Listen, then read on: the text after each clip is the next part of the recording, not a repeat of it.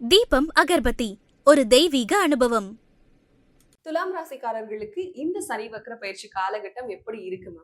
துலாம் வந்து பாத்தீங்கன்னா ரொம்ப நாளா கடன் நோய் இதனால தான் கஷ்டப்பட்டுட்டு இருந்தாங்க.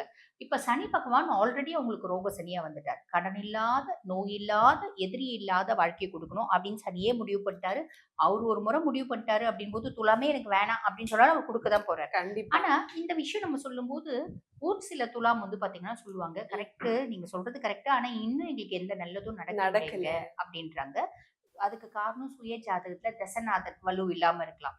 இல்ல தசநாதன் வந்து பாத்தீங்கன்னா கெட்டு போயிருக்கலாம். எப்படி இருந்தாலும்மா தசநாதன் எக்ஸ்ட்ராடினரியா இருந்தா 100% நடக்கும். இல்லனாலும் 40% நல்லது நடக்கும். அப்படின்றது இருக்கதான் செய்யும். அப்ப சுயஜாதகத்தை பாத்துக்கிறது நல்லது. நல்லது. கண்டிப்பா. இப்ப ரொம்ப சிம்பிளா சொல்லணும் அப்படின்னா, இப்ப வந்து பாத்தீங்கன்னா, பெருசா இது வரைக்குமே நல்லது நடக்கல. ஆனா இதுக்கு மேல சனி இப்ப வக்ரம் வேற அடைஞ்சிருக்காருன்றீங்க.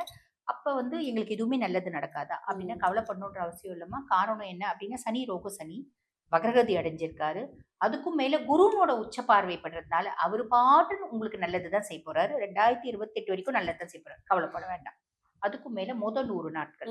நம்மளுக்கு வந்து பாத்தீங்கன்னா, வக்ரகதி அடைஞ்ச சனி என்ன குடுக்க போறாரு அப்படின்னா, துலா ராசி அன்பர்களுக்கு 4 மற்றும் 5க்கு அதிபன் சனி பகவான்.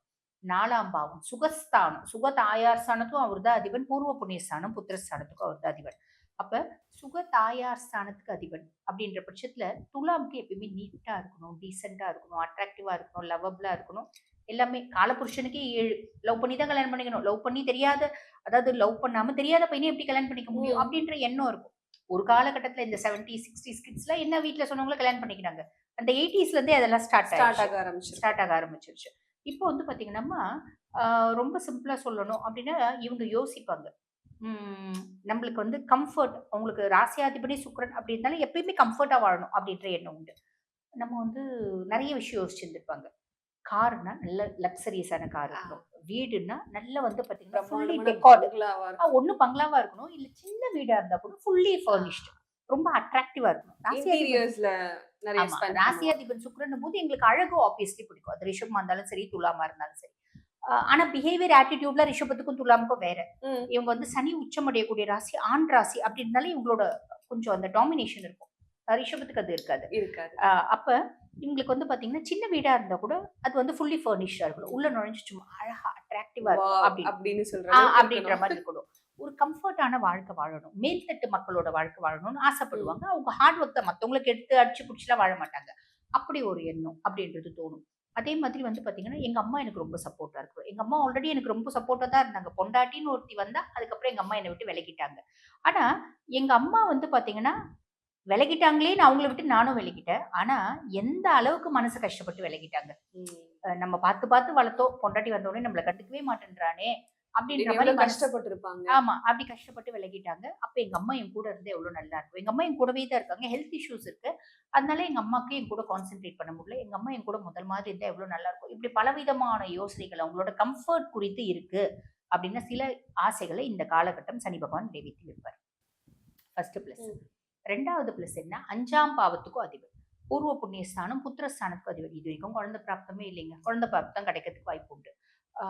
பூர்வீகத்துல வந்து பாத்தீங்கன்னா, சொத்து பத்து, வீடு வாசல் எல்லாம் நெறைய இருக்கு. எனக்கு அங்கேயே போய் செட்டில் ஆகணும்னு ஆசை.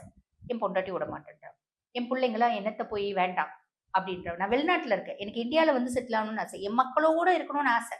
இப்படி நெறைய ஆசைகள் இருக்கு. அப்படின்னா அதுல சிலது நிறைவேறும். நாங்க வந்து பாத்தீங்கன்னா, எல்லாம் சாட்டிஸ்ஃபையா தாங்க இருக்கோம்.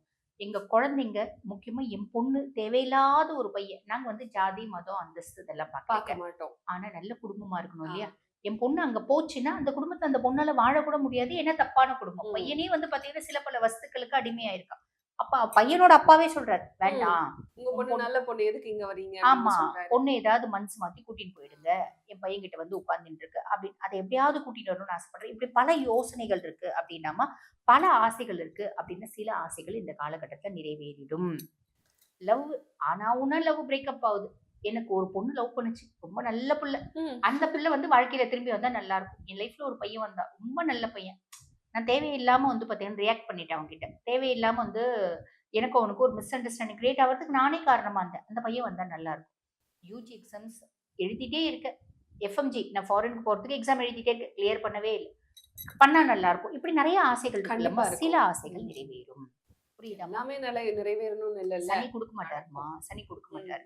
சிலதுதான் குடுப்பாரு. அதுதான் சிலதுதான் நடக்கும். அதுக்குன்னு ஆமா. எனக்கு எல்லாமே நடந்துரும் நல்லா கான்ஃபிடென்ட்டா இருக்காது. எல்லாமே நடந்தாலும் நிம்மதி இருக்காது. ஆ, நம்ம கரெக்ட். போராடி வாங்கணும். எது ஒண்ணு கிடைக்குது அப்படின்னாலும், அதனோட மதிப்பு நம்மளுக்கு தெரியும் தெரியணும். அப்படின்னாலே நம்ம போராடி தான் வாங்கணும். கண்டிப்பா மேம். போராடி வாங்கல, நம்ம உழைக்காம ஈஸியா நம்மளுக்கு வந்துருச்சு. ஆமா. அதனோட மதிப்பு நம்மளுக்கு தெரியாது. உழைக்காம கிடைக்கிறது வந்து பாத்தீங்கன்னா, அதனோட மதிப்பும் தெரியாது. அது நம்மளுக்கு நிலைக்கவும் நிலைக்காது. அதுதான் உண்மை இல்லையா? சரி. அதுதான் வந்து பாத்தீங்கன்னா, பெரியவங்க சொல்லுவாங்க. உழைக்கணும், ஹார்ட் ஒர்க் பண்ணணும். அழற புள்ளைக்கு பால் குடுப்பா அப்படிம்பாங்க. ஆமா. அழவே இல்லன்னா, நீ தூக்கி வச்சு பால் குடுப்பாட்டின்னா, அது வாந்தி தான் எடுக்கும். அந்த கதை. அப்ப ரொம்ப எளிமையா சொல்லணும் அப்படின்னா, வக்ரகதி அடைஞ்ச சனி குருனோட உச்ச பார்வையில குடுக்கக்கூடிய பலன்கள் இது. கண்டிப்பா. அப்ப அந்த ஒரு 100 டேஸ் இது குடுப்பாரு. கடைசி 40 டேஸ் ம். வக்ரகதி அப்ப என்ன பண்ண அடைஞ்சிருக்காரு. போறாரு? ஆமா. குருனோட உச்ச பார்வை இல்ல. அப்ப என்ன ஆகும்? ஃபேமிலில சில வந்து பாத்தீங்கன்னா, ப்ராப்ளம்ஸ் முக்கியமா கம்ஃபோர்ட் குறித்து. நீ வீடு வாங்கி குடுக்குறேன்னு சொல்லிட்டு வீடு வாங்கி குடுத்த. இந்த வீடு என்ன நல்லாவா இருக்கு? எதிர் வீட்டுக்கார பிரச்சனை, பக்கத்து வீட்டுக்கார பிரச்சனை அப்படின்ற ஒரு சண்டை. புள்ள வந்து பாத்தீங்கன்னா, நல்லபடியா தூக்கி கூட்டின்னு வந்துட்டோம் வீட்டுக்கு. வந்த உடனே திருப்பி அது ஆரம்பிக்குது அது வேலைய. ஆ, புரியுதுங்களா? சோ இந்த மாதிரி அந்த போன பிரச்சனைகள் லைட்டா திரும்பி வரா திருப்பியும் வர மாதிரி ஆரம்பிக்கும். தோணும். பெருசா யோசிக்க வேணாம். ரொம்ப எளிமையா சொல்லணும் அப்டின்னா, சவால்களை வெல்லும் காலம் இந்த 40 நாட்கள் அப்டின்றத ஞாபகம் வச்சுக்கணும். இவங்கள சுத்தி நெறைய சேலஞ்சஸ் இருக்கும். நெறைய அப்ஸ்டக்கிள்ஸ் இருக்கும். துலாம் எல்லாத்தையும் தகர்த்தெறியக்கூடியவங்கம்மா. ஏன்னா, சனி உச்சமடையக்கூடிய ராசி. சனியே உச்சமடையறான் அப்டின்னும்போது நான் எப்பேர்ப்பட்ட எனக்கு எனர்ஜி இருக்கும். எப்பேர்ப்பட்ட திறமை இருக்கும். கண்டிப்பா. சோ எந்த சேலஞ்சஸா இருந்தாலும் இவங்க ஃபேஸ் பண்ணுவாங்க. அத தகர்த்தும் எறிவாங்க. இந்த காலகட்டம் சவால்களை தகர்த்தெறியும் காலம் அப்டின்னு சொல்லலாம். கண்டிப்பா மேம். துலாம் ராசிக்காரர்கள் இத கேட்கும்போது அப்பாடா அப்படின்னு இருப்பாங்கன்னு நினைக்கிறேன். துலாம் ராசிக்காரர்கள் இந்த காலகட்டத்துல எந்த கடவுள வணங்கலாம்? துலாம் எப்பயுமே வந்து மகாலட்சுமி தாயார வழிபாடு பண்றது ரொம்ப நல்லதுமா.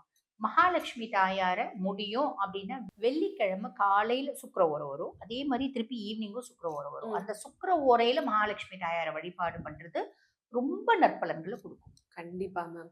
துலாம் ராசிக்காரர்கள் உங்க வாழ்க்கையில சனி வந்து நெறைய விஷயங்கள குடுக்க போறாரு. சோ, அதனால நிம்மதியா இருங்க. மகாலட்சுமி தாயார வழிபாடு பண்ணுங்க. வாழ்க்கை இன்னும் கொஞ்சம் சிறப்பா இருக்கும்னு சொல்லியிருக்கீங்க. நன்றிம்மா. நன்றி.